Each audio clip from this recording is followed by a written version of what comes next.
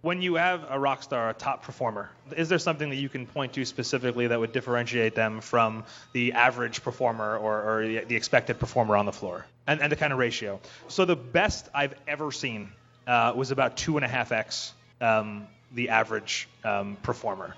Again, going back to what I teach in sales training, I teach a lot about the act of sales and the art of sales.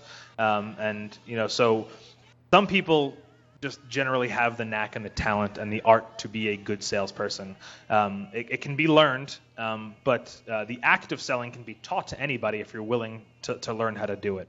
So what I think actually the differentiator is that people that have just a good art of sales, unfortunately, inherently are lazy because they're good at the job. So they don't have to work as hard to do what is expected of them. So the one individual, and it's only been one in this amount of time, who is just that much better than everybody else. Typically, it's like, they'll be, performing at 130, or top performers 130 or 140% of goal, maybe 180% of goal. This person was consistently 250% of goal, and to his credit, what he had was an unbelievable knack for selling and the work ethic of a horse. The guy just didn't stop any day, didn't get distracted by anything else that was going on around him in the office, would come in, would get on the phones, would do his job from 9 a.m. to 6 p.m. and nothing else stopped. Nothing else got in the way. He'd take a quick break for lunch. Maybe he'd walk around the office once, but there was no side chit-chat. There was nothing. He came in to do his job, be successful at it, and go home and make the biggest commission checks he could possibly make.